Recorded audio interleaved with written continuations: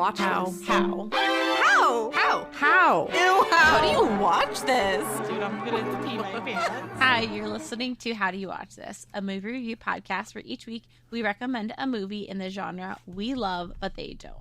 My name is Megan, and I love romance. My name is Demi, and I love horror. And you are listening to a romance episode where Demi is going to talk about the Guernsey Literary and Potato Peel Pie Society.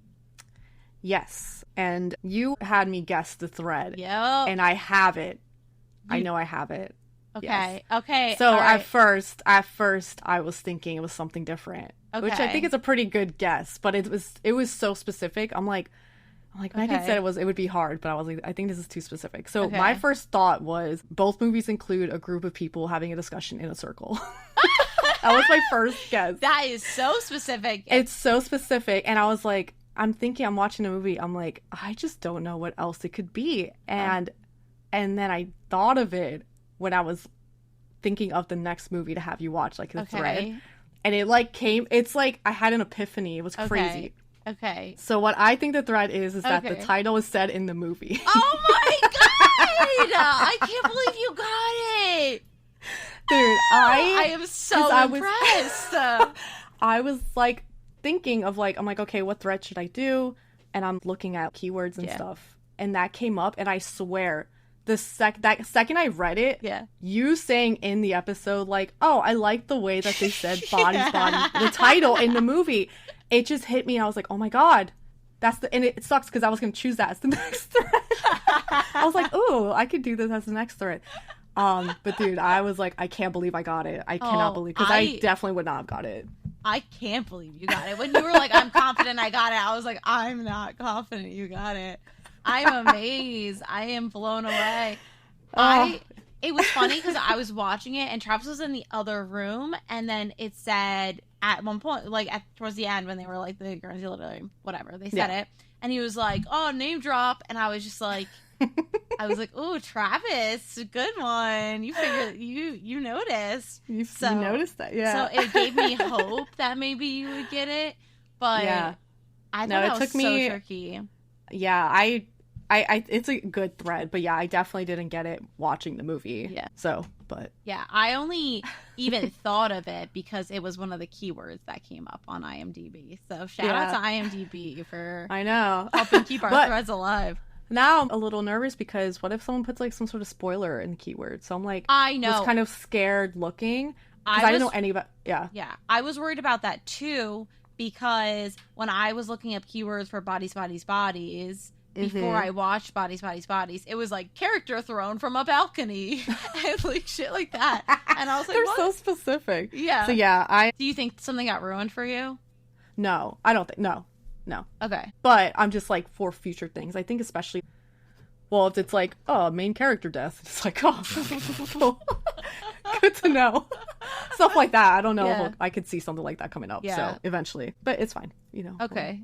We'll figure shit out later. Anyway, so that's the common thread that the title is set in the movie. So the Guernsey Literary and Potato Peel Pie Society is a historical romance drama. Director is Mike Newell, I think. Year release 2018. No. 2018. My brain just fried because I was thinking in my head, I'm like, oh, it's an older movie, not that old. Dude, that's so funny because I was literally like going through my fun facts and I was like, that is not accurate to my fun facts.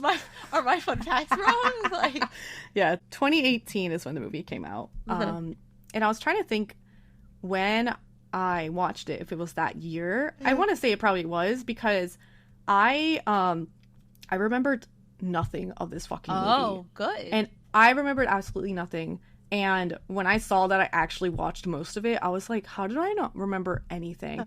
And then when I rewatched it, I did enjoy it, I will say. I think it's a good movie. I think there's nothing super memorable about it, but I mean that in the nicest way. And so I think that I just, after this many years, I'm like, I just don't remember. Right. And even watching it, I'm like, I don't.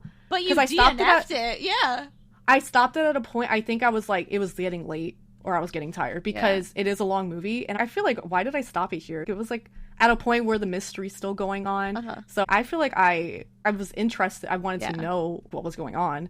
So I'm like, I don't think I would have stopped it because I was bored. So I think I stopped it because it was long and I just forgot about it. But yeah, so I did enjoy it. And good. We can discuss it more after my snapshot. So this is just going to be a very bare bones snapshot because a lot happens in this movie. So it starts in 1941 on the island of Guernsey, which is off of the UK. 4 friends are stopped by German soldiers, for breaching curfew during German occupation.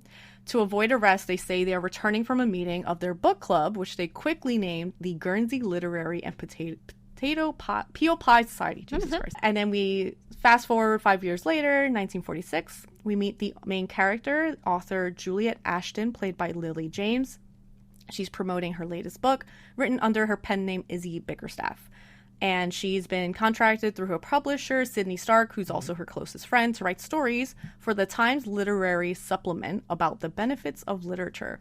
She receives a letter from someone named Dossie Adams, who is played by Mikhail Hausman. I looked that up.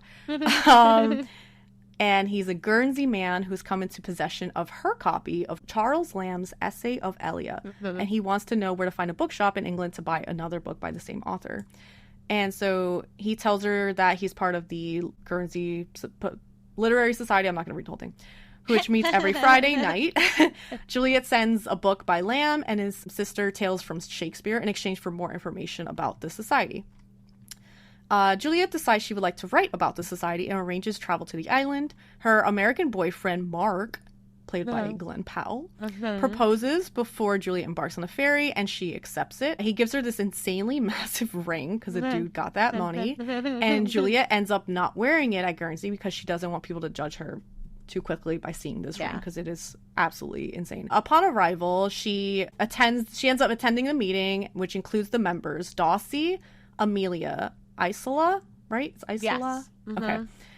Eben and Eben's young grandson, Eli. And Juliet is told that Elizabeth, the founding member, is overseas. Mysterious. Her daughter, Kit, is being looked after by Dossie and calls him Dad. Juliet asks permission to write an article about the society, but Amelia reacts negatively to the idea. So instead of returning home as planned, Juliet remains on Guernsey to conduct research, telling the group she is wants to write about the German occupation, but really she's nosy as hell and wants to know what happened to Elizabeth, and same. So don't blame her. Over the following day, she learns that Elizabeth had been arrested during the occupation and sent to Germany, but that her friends are still hoping that she will return. Juliet asks Mark, who's in the armed forces, to try and locate her. And Juliet's landlady tells Juliet that Elizabeth was no saint, hinting that she'd been having sex with Germans and producing half-German bastards, which is absolutely insane. Juliet asks Dossie about the story. He explains that he is not actually Kit's father, and her real father was a man named Christian Hellman, a German doctor who worked with Elizabeth, who they met at a local hospital, but he was sent back to Germany and ended up dying when his ship was sunk. So Mark arrives in Guernsey as a surprise to Juliet and is upset to see her not wearing the engagement ring. But he does bring information about Elizabeth, which Juliet relays to the society, and said that Elizabeth had been sent to a concentration camp where she was then shot and killed trying to protect a little girl. Juliet and Mark return to London, but Juliet's unable to settle back into her previous life.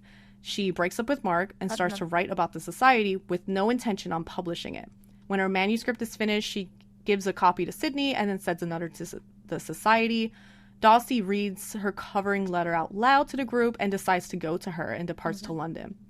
At the same time, Juliet arranges to return to Guernsey, and as she's just getting on the ferry, she notices Dossie, thank God, and she leaves the ferry and they reunite. She asks Dossie if he wants to marry her, and he accepts. And then sometime later, we see that Dossie's reading to Kit from Tales from Shakespeare, with Juliet next to him, both wearing wedding rings. And as the credits roll, you can hear the society holding another meeting, and it includes Sydney, her friend, that is part of the discussion. I love that ending. Which is very cute. Yeah, it was a very, very wholesome. Because when I was first watching, they do cover some, themes of war, and it has really sad moments. And I was just thinking, I'm like, how is Megan rewatching this movie? Because I'm like, I'm sad. I'm not loving these sad parts. But it does end very comforty. You know, like it has this little nice ribbon that wraps at the end. I'm like, okay, I can see why, because I don't feel sad after finishing it. I feel happy that things, even though, you know, there were sad results from Elizabeth, knowing about Elizabeth, it still ended happily. So yeah, the sad bits were not overly sad, and some of the critics who talk about this are critical of that, of the fact that it's lighter instead of being hard hitting. And I don't think that everything, we have so many war movies, and I don't think everything needs to punch you in the throat and make you sob hysterically. I mean, if you want to see movies where German soldiers were evil, there's a lot of movies like that. So I'm happy that it wasn't as brutal. You know, it was definitely, it had sad, but like you said, it was more lighthearted. It wasn't awful. I wasn't seeing people get beaten to death. And it was like, I get it. It was rough times. They, took so Dossie was a pig farmer. They took all his pigs and they were like, grow some potatoes. And, they pretty much were starving these people, and they had to be forced to grow shit. And because all their farm animals were being taken to feed the German soldiers, and they're on an island. And, trade was stopped to the island. So the potato peel pie is a real recipe. Yes, it is. That was one of my fun facts. Sorry, I'm stealing your facts. When I read that, I was like, I feel like I have to try this pie, even though they said it was disgusting. I'm disgusting, dude. I have to try it because I'm a potato girly. So. Oh my god, it doesn't even have butter in it. You're just gonna eat like mealy potatoes. Straight potato. Yeah. I might enjoy it. All right, you make it. We'll you tell I'll me. make it. I'll make it. Yeah, I'll make it for us, and we can try it. Great, thank you. You get to try it with me, of course. Give me some gin to follow it up with. Yeah. With that scene, I was like, is it because they take a shot together? Is that the common thread? Oh my god, and I'm like, dude. I'm like, no, it's not. Those were good. Those were good. Too specific. One thing I want to talk about is the character Elizabeth, because I think I just have a lot to say about her. I agree. Say away. So this character is a character who's very selfless, and she's like, very cares about people, and so she is also a little stupid. And so the character Amelia is an older woman. She had a daughter. The daughter was pregnant, and Elizabeth and the daughter were best friends. They grew up together. So Elizabeth is basically like Amelia's other daughter. Amelia's daughter ended up dying from the bombings that happened at the island, and so she loses her daughter. And then Elizabeth, obviously things are not good with these German soldiers, right? Like pieces of shit. They're taking over our island. They're ruining everything. They killed my daughter. And then Elizabeth shows up with a German soldier to the society. And I get it. Not all German soldiers were evil people. They were just, soldiers. Right. And this man seemed like a good man. He didn't seem like a bad man. But Amelia obviously was like, no, break up with him. And Elizabeth was like, no. And it was very heavy. And I'm like, I feel like Elizabeth should understand Amelia's point of view a little bit more. Like, I probably would not have brought him to the society. No. I would have kept it a secret for a bit, because it's still it's just a tricky conversation. And it's tough. That's a tough thing. I mean, I think one of the things they do well is that they build Elizabeth up to be someone who is very caring. She is spitting on the soldiers and screaming at them. She is very much anti what's happening. So in order for her to have fallen in love with a German soldier, he has to have been a good guy. In theory. Like, that's what you're thinking, because obviously we don't know the full story. We only know bits and pieces. So I think that plays a role in our ability to kind of have empathy for the situation.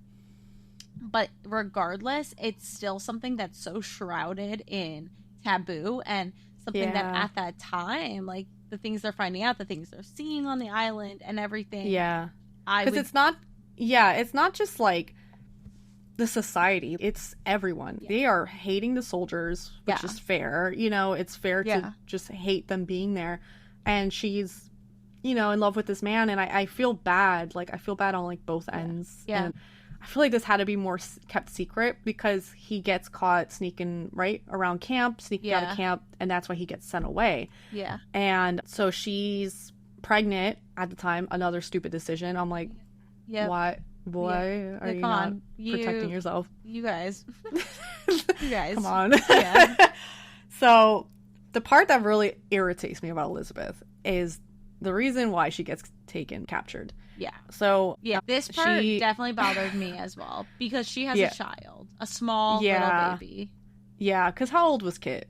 She was like, she had to be like 2, 3. 2 maybe, like 1. She was little, and she was nonverbal, that's for sure. So yeah, so basically Elizabeth goes to Dawsey. Yeah. Dawsey's house and is like, I need you to watch her, take care of her, I'll be back. And Dawsey's arguing with her, and so the reason why she wants to leave is because she found a child and he's hurt, needs help, and she works in a hospital. She pretty much said that they'd only let her in, they'd only help her, so she feels like she has to take responsibility, and Dawsey's like, you have a child, you can't leave her, which is fair. And she's like, no, I have to help this kid, which for me, I thought the kid looked pretty okay. Like, he was eating. I would have just kept him in the house, right? Yeah. For a night, and then in the morning go, because at this point it's curfew, so if you break curfew, it's not good news. Yeah. But she was like, I have to do this, and I'm like, girl, you have a daughter. Right. And it's the last thread you have connecting you to this man you loved. Yeah. And you're just going to throw it away for some child, which I feel bad. It is a child that needs help. Yes. But I think he could have lasted a night. Yeah. I understand your perspective because I think I'm a good person, but I don't think I would be that good of a person. I definitely would put I would put my family first, above a stranger's and I feel bad and empathy and stuff, but sometimes there is a level of survival necessary. Right. Like and I think, Elizabeth just has no survival skills. She's just doing what she thinks is right and not thinking about the consequences. Which makes her an amazing person, but it means also that that's why she dies. Unfortunately, not to be shitty, but that is why she dies. It is. It's war. It sucks, but you gotta survive. You have to your child should be the first thing you want to protect, especially if she's half German. That's very taboo while the Germans are in this island taking over and ruining everyone's fucking lives here. And you have a half German child, who looks German as hell, who looks German as fuck. She somehow makes everyone else look not white. That's how fucking pale this child was.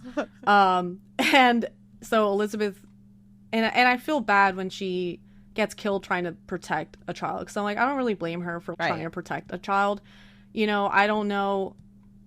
It's definitely tricky because you want to survive to eventually leave to reunite, and I think she just let her, emotions. Yeah, and I think also probably at that point, if you're in a concentration camp, you're living day to day, minute to minute. Oh yeah. You're not. There's no thinking about the being released. I think there's a little bit more survival going into play, and probably instinctually she would have associated the little girl getting beaten to her own daughter. So I'm sure a lot of that comes into play. I mean, but also this is a fictional character that we are trying to attribute these characteristics with, so it's hard to say exactly the motivations here. Yeah. So I think her leaving Kit was my deleted scene because I felt like it just was dumb. I feel like motherly instincts would kick in harder. Yeah. But, I don't know. No, I agree with you. It seemed like she was definitely a rebel, revolution. She was doing the best she could and wanted to help everyone. And she knew Dawsey was going to take care of her kid. But it's like, come on, homie. Right. Right. So. And it almost seemed like she knew what was going to happen when she was leaving Kit behind, because she definitely had an idea that she could possibly get caught. And it's like, why take that fucking chance? No, I can't really comprehend that. Yeah. So I was annoyed. I'm like, really? Yeah. What are you doing, girly? Fair point. So those were my thoughts on Elizabeth. I don't think she was a bad character, but she definitely made me mad. Yeah. And then Mark. Uh-huh. Oh, Mark.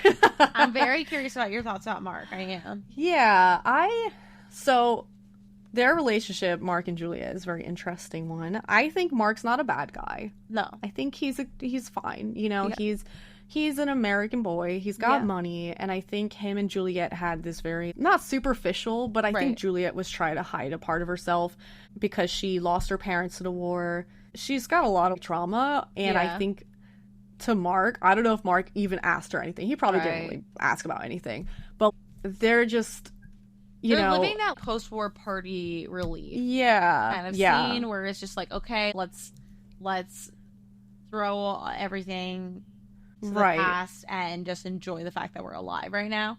And that's where I think that there was joy in the relationship and joy that they had with each other, but that wasn't sustainable. It was just kind of a release.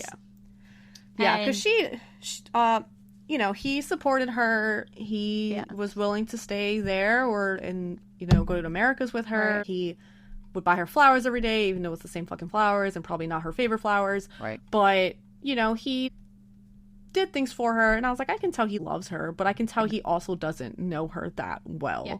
And he was very understanding as well, because you could tell that he could sense that something was going on between her and Dawsey. He sensed that there was a tension there. And he gave her multiple opportunities to call things off with him. Or he was like, is this really what you want? And he checked in with her about that. And then she broke things off with him. And I honestly felt like he handled it pretty well. I think so. I think he handled it pretty well. He got pretty mad with her, which is fair because, like you said, he gave her multiple opportunities. And he can tell something was off, but she was still playing along, and he was definitely upset, but then he left and kissed her on the head and said goodbye. And so I was like, oh, that was nice. But it was a nice thing. It was one of those movies where they don't villainize the first guy, which is nice because sometimes people just aren't the right fit for each other, and it doesn't mean that they're a bad person or whatever. Right. Yeah. He was a good guy. He's got money. Yeah.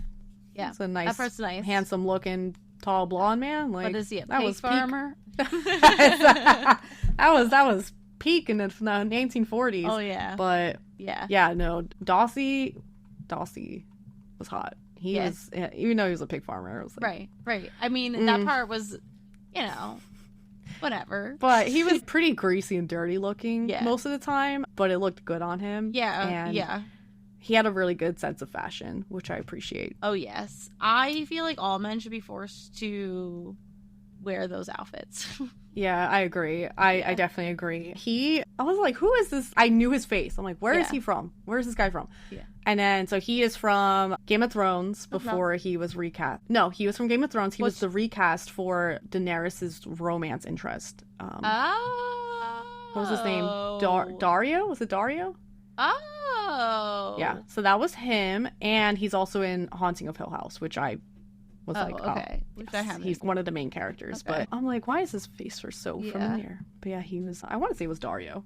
Okay, yeah, I believe you. I am having a hard time remembering it because that was so long ago. Because it was because the first guy had long hair and had this they looked nothing like each other, and then they recasted him, and I was like, who the fuck is this guy? So dumb. And it was supposed to be the same guy, but I hate when they do shit like that. I know, they were literally so opposite. I'm like, why wouldn't they just pick someone else looked a little closer to the Or just have it be someone else. At this point, you're going so far away from the books. It's like The Room, where they you recast the psychiatrist. It's like a completely different man.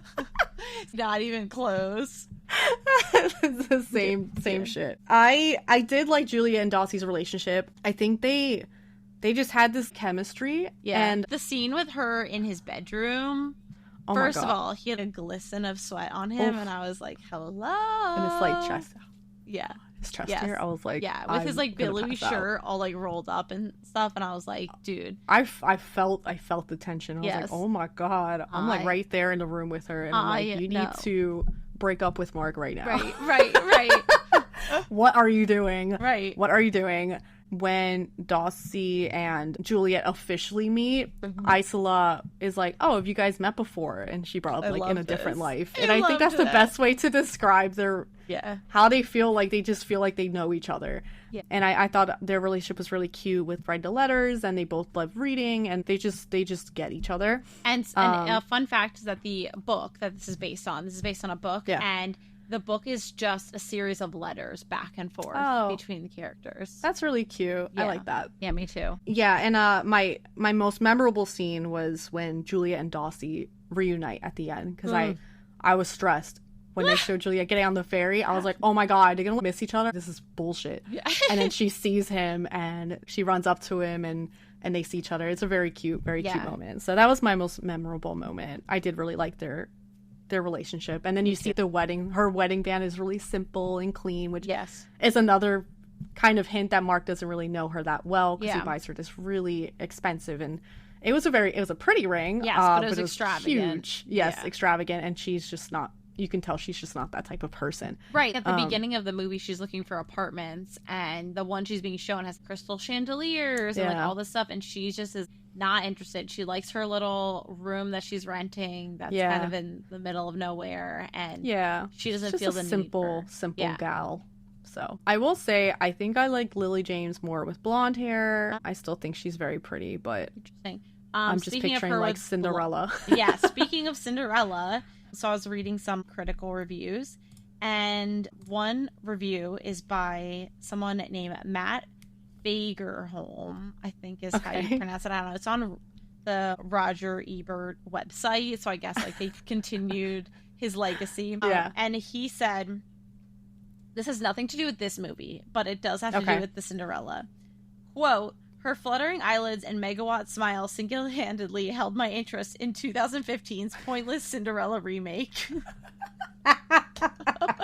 She was such a good Cinderella. Yes. Like, she was just a princess. Yes. And I think, was Cinderella her first big role? Or no? Ooh, I don't know.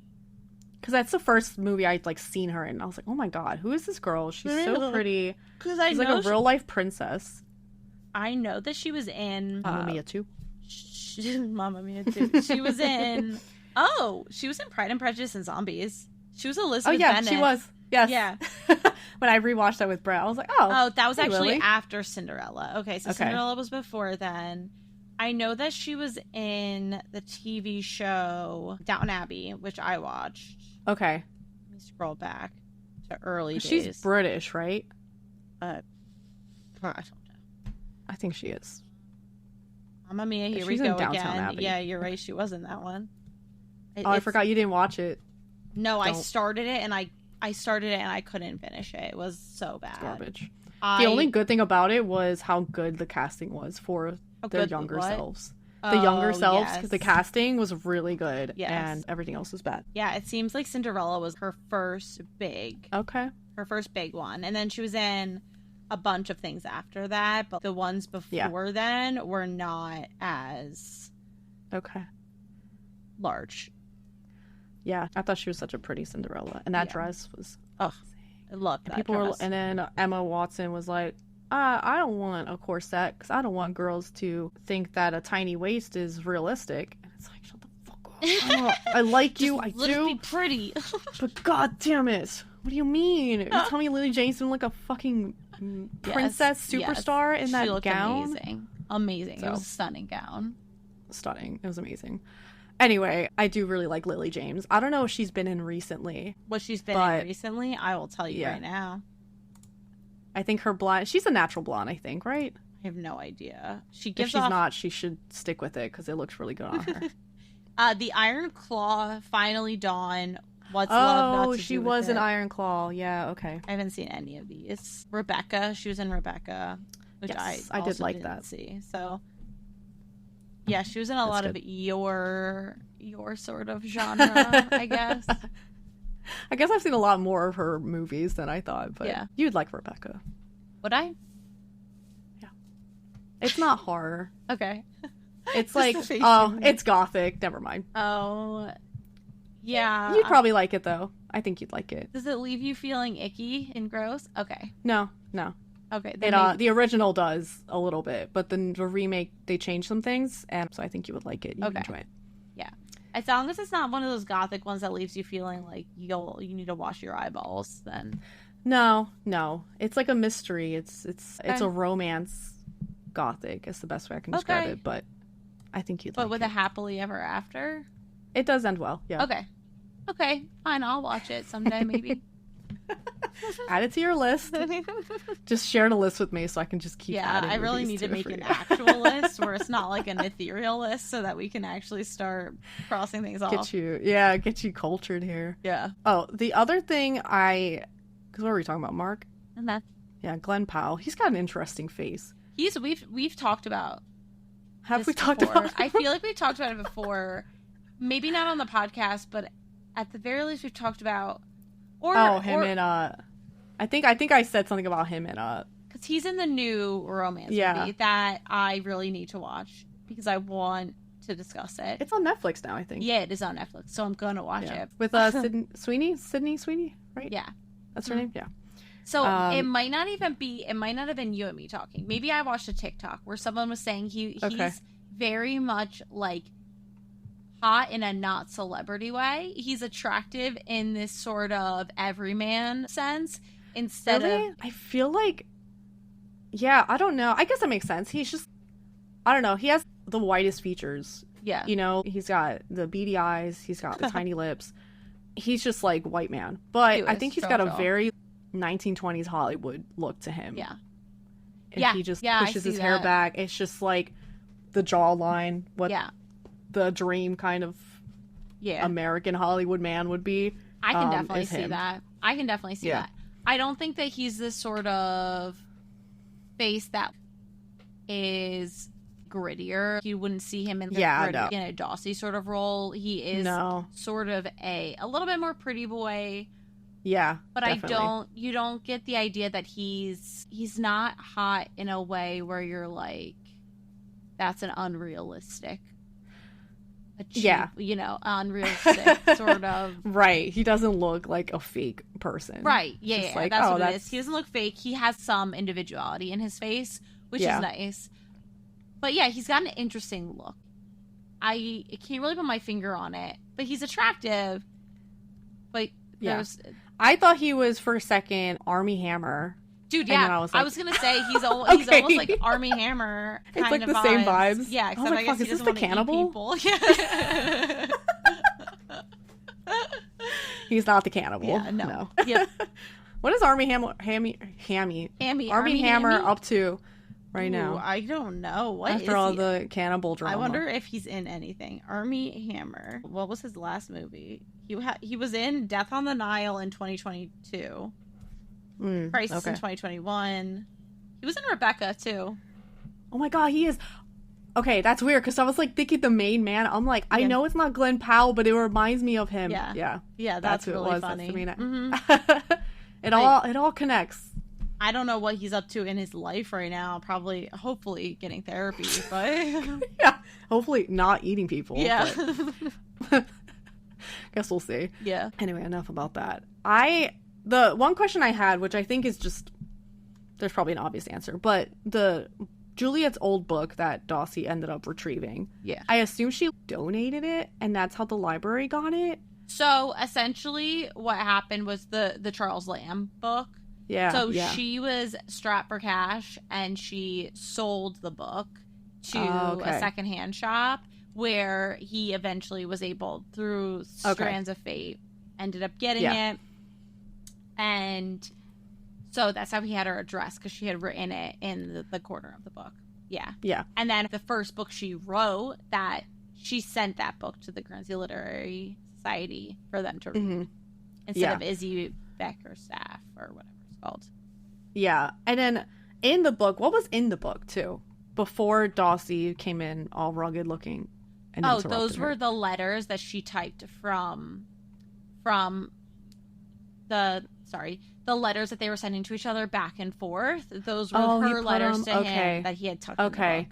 Because I was like, what the fuck? I thought I was going to come back, and then you could see very faintly on the edge, it said Lavender Lane, which is where she was living. Okay. That's really sweet. Yeah. I don't know how she didn't make love with him. Right then and there. I guess Kit was in the building, but that's true. Also, she had some moral compass, I guess, since she's engaged. But she really wrecked I would have him, taken that ring and just fucking chucked it the second I saw this man. The way that she never said anything. Clearly, she felt chemistry with this guy, right? And that she never said that she's engaged to him. That is so messy. And then Dawsey was obviously very upset and was not even looking at her when she was leaving. And I was like, honestly, fair, because because when Mark showed up, I was like, ooh, yeah, oops. But she definitely should have fucking said something. She just didn't say shit. That was super lame. Girly, you know what's going on here. Yeah, we all know what's happening. You either need to fess up or break up with your boyfriend. Yeah. Exactly. So I think she was a little messy for that. Yeah. I don't know if maybe she was thinking like, I don't know. I don't think she was thinking. Like it would. Yeah, she wasn't. Dawsey just completely pulled the rug out from under her. And she was just all doe-eyed, infatuated. So, but yeah, she definitely should have fucking said something. Yeah. Oh, so messy. Do you know the island of Guernsey? Is this still that cute? So, apparently they wanted to originally film on Guernsey, but they didn't film on Guernsey. Oh, it's on Guernsey? No, they didn't film there. They filmed in, like, the UK and France. Oh, wow. Okay. Yeah. I thought it was so cute. I was like, oh my god, I need to go to this little island. No, so they would have tricked me. I would have gone to an island that's probably garbage. They had talked about, but apparently the author who wrote the book was enchanted by Guernsey. So I wonder what it actually looks like. I mean, I'm looking up images. Seems pretty. Hold on, I'm going to send this to you. This looks beautiful. I'm texting it to you because I'm not dealing with Discord. Like, best hotels in Guernsey. No, it looks like kind of like a tropical island. Like, it's very beautiful. Oh, yeah. I wonder what kind of food, because they were really having a hard time with food, and they had to grow potatoes on the farm, and I'm like, was there nothing else? See? And I know the English, they didn't really have. It's not like being in South America where you have a million things growing everywhere to eat, but I don't think that there were a lot of options. They were definitely strapped for food, and they did say that there was some bread, because Dawsey did give the kid a little bread. Yeah. But I don't think there was much of anything, especially when you don't have animals and you don't have, any way of getting dairy, eggs, meat, any of that kind of stuff. Right. I felt bad when Dawsey went to the house and saw that they still had a pig. And they were like, bring your knife. I was like, oh, I know. Y'all got one pig. I know. This poor thing. So sad. I'm like, man, poor thing. I get it. I mean, I'm sure that they were dying of hunger, and I'm sure it was a good ass meal, but still, it's like on blood. I know. It's like that's where I could never. I know when it comes to eating meat and everything like that, it's the purer the better, but I can't imagine raising an animal and then killing it. No. It's like, all right. Yeah. Sorry, Wilbur. Right. It couldn't be me. I even thought in an apocalyptic scenario, I would probably end up going vegetarian because I'd be like, I can't eat the pets that we're raising here. Hey, there's a lot you can grow. Yeah. You just got to find the seeds for it. Exactly. Yeah, I don't have any more notes about the movie. I have the rest of my review, but if you wanted to say I'd only have like a couple more points of interest. It might only be one thing, actually. Let's see. Okay. There's two things. So the first thing of interest, just like all things in Hollywood, this had been floating around for a while. So back in 2012... Kate Winslet was going to be Juliet Ashton. She had agreed. Wow. But because things were delayed over and over, she dropped out. Okay. And then it kept circling around more and more for years until finally in 2016, Lily James confirmed that she was going to star as Juliet. So it did go on for a while, all that kind of stuff. And then my last very fun fact is that Mrs. Byrne was played by Bernice Stagers, who is married to the director, Mike Newell. Oh. Yeah, so I thought that was really fun. That's really fun. I like it. Well, I'll just do my Yeah. love interest and stuff. So love interest, obviously, I'm going to smash Darcy. Yep. He's a good man. Mark, I'd also smash. Yeah. He's a good man. So. Yeah. Both good men. It's different. Juliet really just had a taste. 2 different spectrums of men, and she could have had either. So how likely are you to fall in love? I said 8. It's pretty high, because I only said that because I wasn't sure if maybe I'd still have a commitment to Mark. Yeah. I feel like that's still a chance that I would. Yeah. Or at least break it off. But either way, it's love somewhere. But yes. With Darcy, I said an 8. Yep. Hell yeah. Would you recommend? I would recommend it. I don't think I'd recommend it to everyone because, you know, it is a war movie and kind of like a comforty type of movie, and it has the romance. But I think it's still, it's good, you know, if you want a good watch on Netflix. And then I rated it 4.2 hearts. I thought it was 4.2. That's pretty good. Yeah, it didn't feel too long. It's 2 hours, which isn't crazy long, but it didn't feel like it was dragging. You know, it had the little mystery keeping you going. Oh, what happened to Elizabeth? Where's Elizabeth? Yeah. Did you think it? Were you convinced that Darcy had been in love with Elizabeth? I thought maybe. Yeah. I was like, I don't think that's his kid, but I was like, maybe they were together or he loved her or something. Yeah. But yeah, I was thinking that my first time around. My first time watching so I was like, I assumed she was dead. Yeah. And I'm like, I guess she's dead. And then Darcy's moving on. Right. And then when she was in jail still, I was like, I wonder if she'd show back up. I'm like, right. It'd be nice for Kit, but it was too hopeful. So I was like, oh, Juliet and Darcy don't have to watch this fucking kid anymore. Yeah. But no, they do. So they adopted the kid, which is very nice. Yeah, she's a very cute little girl. She is cute.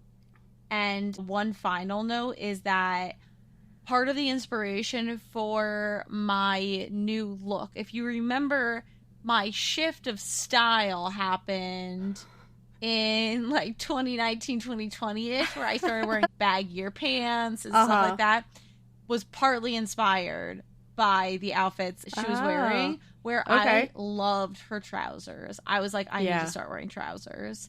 And so trousers are rad. They're super cool, and I loved seeing her in trousers. So that was, I'm not saying that it was the turning point, but it was a pretty fundamental shift in my wardrobe. Wow. Yeah. Okay.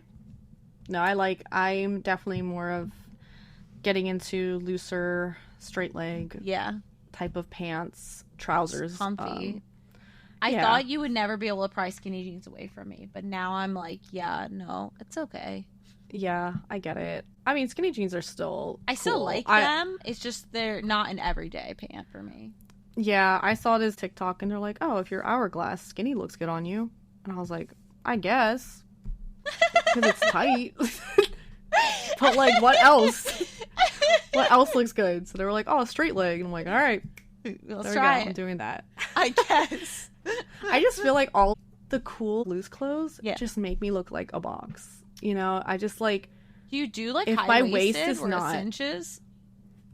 I do. Okay. But I think high-waisted skirts, I feel like look weird on me. I don't know. Interesting. Maybe I'm just not styling things right, but I just feel like my boobs just ruin a lot. Because it's just like a lot up here, and then I have a lot downstairs, and then it's just... I feel like clothes just sometimes are just fitting weird, but... Yeah. I don't know. I think maybe I'm getting older, too. Well, that too. Update the wardrobe. Yeah. I was seeing stuff on following your Venus sign for fashion. Ooh. So mine is a Virgo. No. And they said Virgos are very classy and detail oriented. So a lot of little details with you're making sure the belt matches a certain way. The shoes matter. Everything kind of matters and more classy type of look. So I'm like, okay, I guess I can try that. And then I took my summer clothes out and I was like, they're not any classy about all these crop tops. Well, we should go to some outlet malls. I got a lot of pants there. Yeah, I got these jeans from Gap for $30 and they retailed $80. And I'm like, who the fuck's paying $80 for these jeans? $30 is kind of sucks, but I'm like, much better than 80. Yeah, definitely doable. I'm trying to find out what my Venus is. My Venus is in Pisces. Look it up. Look up like what the Pisces suggested Venus style is. Fashion. Yeah, Brett and I have the same Venus sign. Oh, juxtaposing conventionally masculine and feminine details. That is so my style. Oh, look at you. Sick. Interesting. Yeah, they said following your Venus sign is the best. It's that fashion style is going to accentuate you the best. So, yeah. So, earthy tones look best on Virgo placements. Ready to work pieces is how they describe it. So, like trousers, blazers, and shit. Okay, girl. That type of stuff. And I was like, okay. Crafty, stylish, nature-themed pieces. I don't know what that means. Like, okay. Flowers, leaves. I don't know. Maybe more floral print? Crocheted? I don't know. Brett's going to win. That's all he wants to see me in, flower print. Okay, I'm going to deep dive that on my way. Yeah, look more into it. Get ready for bed. So, yeah. I'm going to do that as well to try and get my summer fashion in check. But yeah, I should probably tell you your next movie. Please, and thank you. So, I am going with a movie. It's going to be a little different. So, you've been given a lot of comedy movies lately. Oh. But this is a good one. It's like a house ghost story. Okay. So, it's creepy, but it has a more serious story tone to it. Okay. So. Oh, serious. I know. I'm like, oh, this is definitely a break from the comedy, which I always enjoy in my movies, but it's okay. So it's called His House, and it's already scary. No, it is on Netflix. I hate that we keep advertising Netflix, but I know. Netflix, so. It's gonna keep going because everything we've been picking has been on Netflix lately.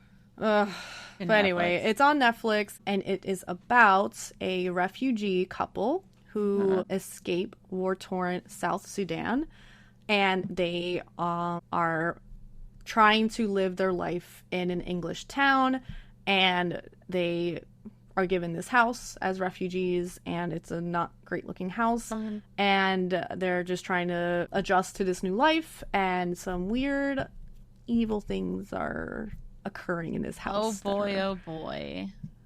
Haunting things. So I think it's a very good movie. I think it discusses a lot of really interesting topics. So it's not just like a scare fest.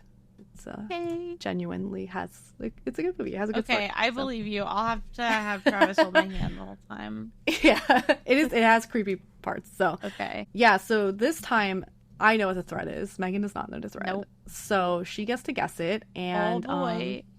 Yeah, good luck. I'd say don't think too hard about it. Okay, I will try my best. I will try my best. I'm gonna come up with a list of 20 so that I'm definitely going to be right.